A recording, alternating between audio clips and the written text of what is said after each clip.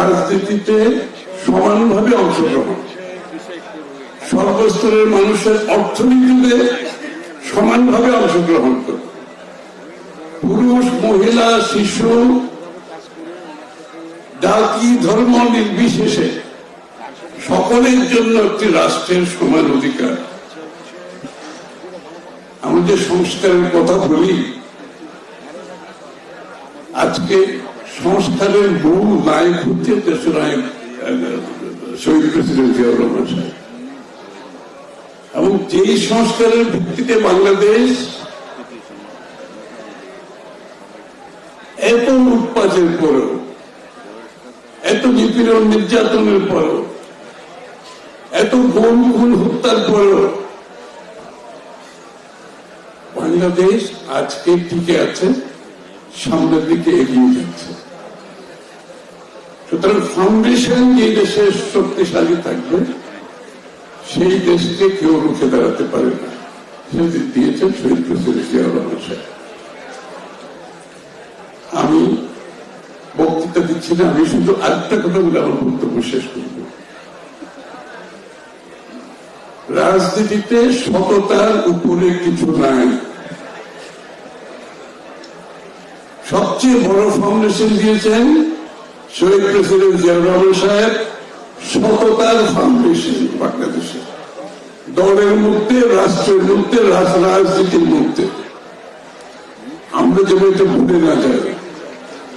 বিএনপির কোন নেতা কর্মীর বিরুদ্ধে যদি সততা নিয়ে প্রশ্ন উঠে, তার বিএনপিতে থাকার কোন অধিকার নাই।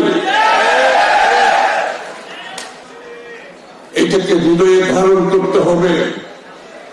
আমাদের প্রেসিডেন্ট জিয়াউর রহমান সাহেব সবকিছু ফাউন্ডেশন দিয়ে গেছেন। দেশের হচ্ছে বেগম খালেদা জিয়া তার উপর ভিত্তি স্থাপন করেছেন। দেশ নায়ক তারেক রহমান সাহেব তার নেতৃত্বে সমস্ত বাংলাদেশকে আবার ঐক্যবদ্ধ করেছে। আমরা জাতি হিসেবে আবার ঐক্যবদ্ধ হয়েছি, ফ্যাসিস্টকে বিতাড়িত করেছি।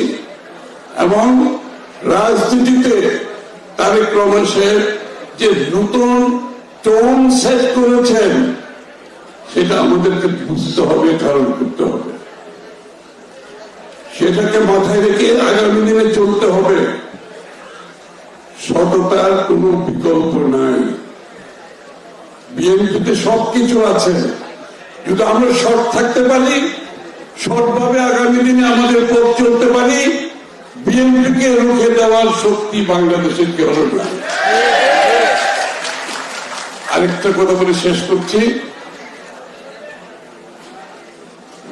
দেশনেত্রী বেগম খালেদা জিয়া তারেক রহমান সাহেবের নেতৃত্বে গত 16 বছরে বিএনপির নেতা কর্মীরা ত্যাগ স্বীকার করতে শিখেছে, ত্যাগ স্বীকার করতে শিখেছে। খুন হত্যা, মিথ্যা মামলা, পুলিশের হেফাজতে মৃত্যু, জেলখানায় বিনা চিকিৎসায় মৃত্যু, বাড়িঘর ছেড়ে পালিয়ে থাকা, ব্যবসা বাণিজ্য হারা, চাকরি হারা, চরম ত্যাগ স্বীকার করেছে আমরা সবাই, তাই না? এবং ত্যাগ স্বীকার করে আমরা একটি পরিণত দলে পরিণত হয়েছি। এটা যাতে আমরা নষ্ট না করি আগামী দিনে, এটা মাথায় রাখতে হবে। এটা নষ্ট করা যাবে না, এটা ধরে রাখতে হবে। এটা যদি ধরে রাখতে পারি, বিএনপির ভবিষ্যৎ উজ্জ্বল ভবিষ্যৎ, বিএনপির ভবিষ্যৎ বাংলাদেশ দেশ গড়ার যে ফাউন্ডেশন জিয়াউর রহমান সাহেব দিয়েছেন, সেটা তারেক রহমান সাহেবের নেতৃত্বে আগামী দিনে ইনশাআল্লাহ নতুন বাংলাদেশ করতে আমরা পারবো সবাই।